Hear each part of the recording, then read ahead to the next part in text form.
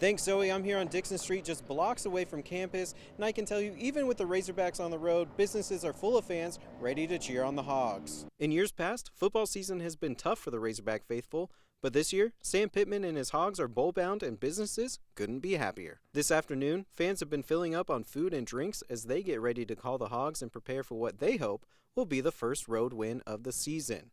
Earlier, I stopped by JJ's on Dixon where they told me through thick and thin, Razorback fans have always been there to support them. But the on-field success so far has only helped. Football is starting to become something fun to watch. Like, Arkansas fans give them the most credit ever. Like, they stuck through the worst seasons we've ever seen. So just seeing them happy in here instead of just, like I said, drinking their sorrows away has been amazing. With the guarantee of at least one more game this season, fans and businesses alike are ready to capitalize on what they believe to be a successful season. In Fayetteville, covering news where you live, Ian Taylor, 5 News. It was the perfect ending to one of the best seasons in recent history for the Razorbacks, and thousands of fans made the trip to call the Hogs one last time here in Tampa. Go Hogs! Whoop Big Suey! We're back! You couldn't have said it better than John Daly himself, and fans from all over were ready to call those Hogs.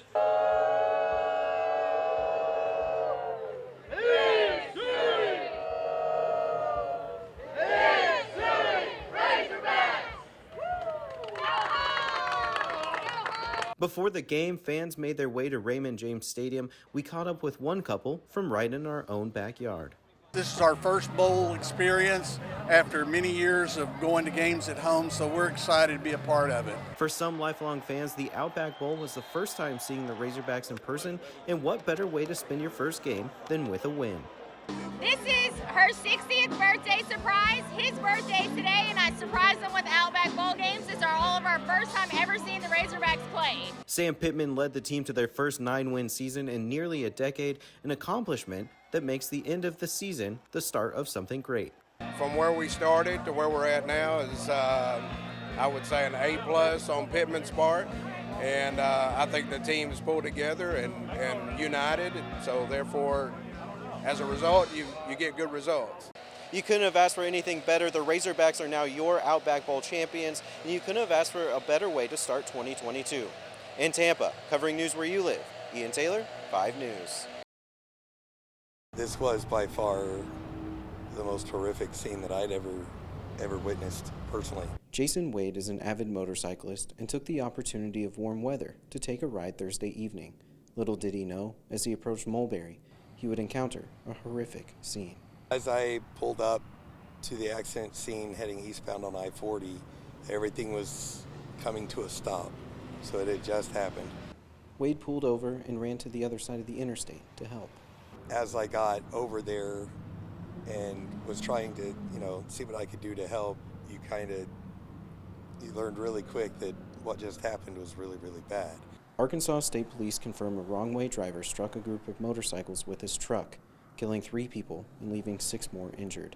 Amanda Harden captured this video from the other side of the interstate. She then spotted other family members on scene. I started crying, and then I stopped the video and I called my mom to make sure they were all right. Mom said they were all right, that the truck almost hit them. It swerved for them. My brother swerved to miss it, and then it hit the motorcycles. State police are still investigating why the driver was going the wrong direction. Adam Walker and his girlfriend were behind the group of motorcycles at the time of the accident and are wondering the same thing, but are thankful they were able to avoid the crash.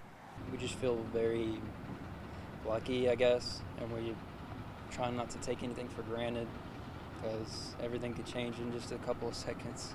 The crash was also hard for first responders on the scene. Crawford County Sheriff's deputies describe it as one of the worst crashes they've ever worked. Crawford County Chief Deputy James Myers says, quote, "When an incident of this magnitude or any other critical incident takes place, we remind them to talk about it amongst their coworkers and those familiar with situations such as this." In Crawford County, covering news where you live, Ian Taylor, 5 News. She hit the floor this morning and it's like, today's the day.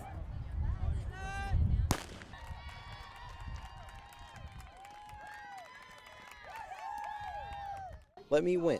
But if I can't win, let me be brave in the attempt. The Special Olympic Oath tells the story of the athletes from Benton, Madison, and Washington counties competing in Friday's games.